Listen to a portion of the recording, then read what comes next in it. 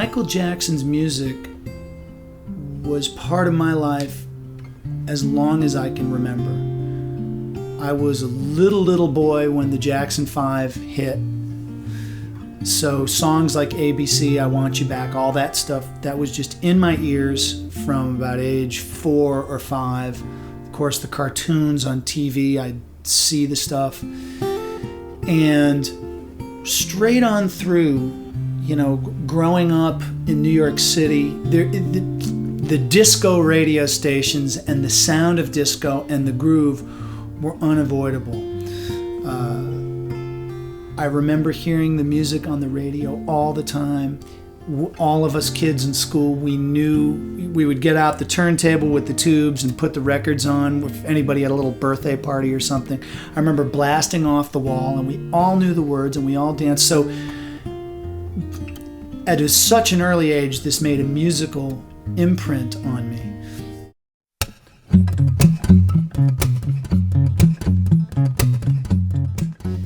Billie Jean was the first MJ tune that I took a stab at. A very good friend of mine in Germany said, "Hey, why don't you try Billie Jean?" And I thought, oh man, impossible. Moving bass line, melodies, chord stabs all at the same time. And like the story about the guitarist Pete Huttlinger, my buddy who did Superstition, he first thought impossible. And I thought the same thing with Billie Jean. And then the more I thought that, I just said, man, there's got to be a way to fit this on. And it's actually gone through a lot of incarnations. I recorded it on a previous record, and it was my first Michael Jackson fingerstyle guitar video. But I've kind of brought the tempo down and really got the groove as much as I can get it at this point in my life, like the original, so that when you hear it, you just want to start singing along. That's it.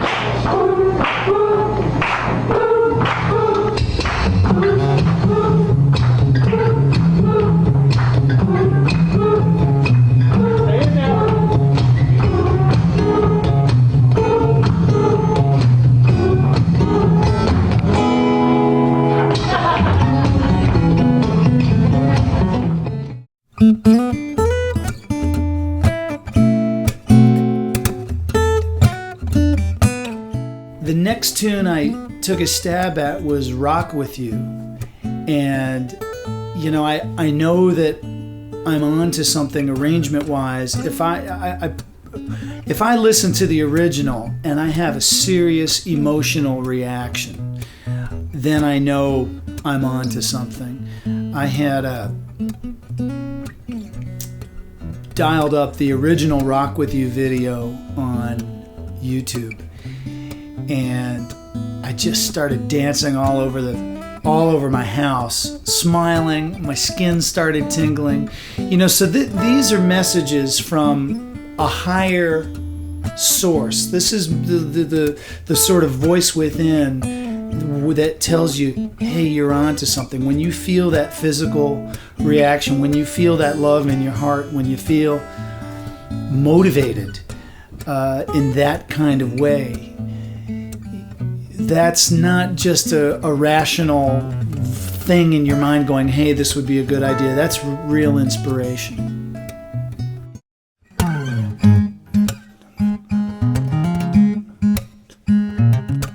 After a couple of Michael Jackson solo tunes, I got inspired to check out some Jackson 5 songs as well. Again, there was no idea of this being a CD. I had only learned 2 tunes.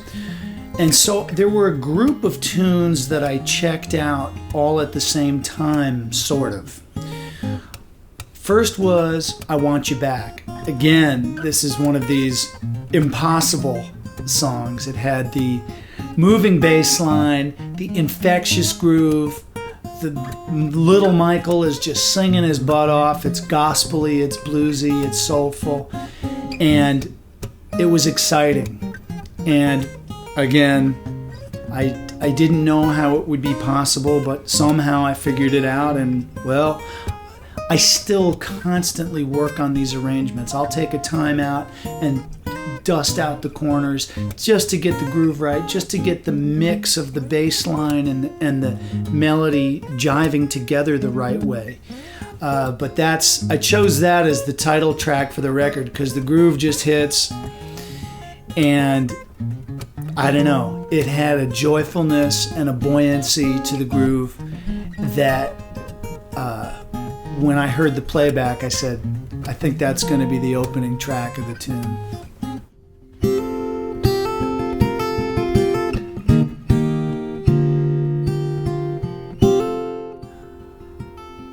If I had to choose a song that would be like a dedication or a eulogy to Michael, it would be I'll Be There.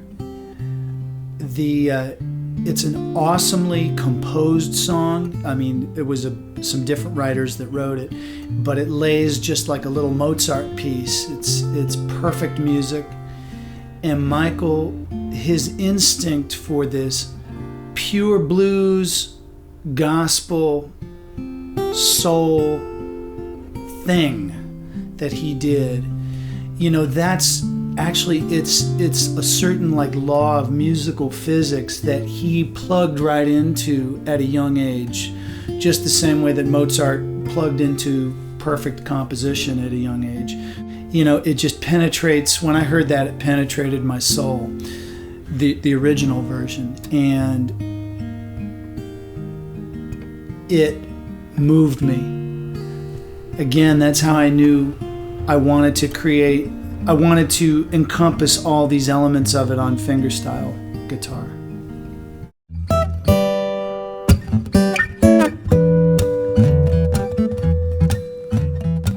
Thriller. Wow, I remember when this video, Michael Jackson's Thriller video, came out in 1983. Or maybe it was 1984, but it was an 18-minute long MTV video extravaganza with all these ghoulish dancers and Michael's eyes lighting up yellow like he's in The Omen or something. And but man, this was like the beginning of Michael just doing things like big. And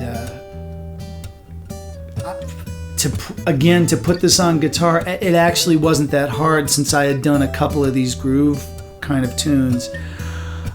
But I added some scrapes and some knocks to sort of bring the horror movie aspect to fingerstyle guitar.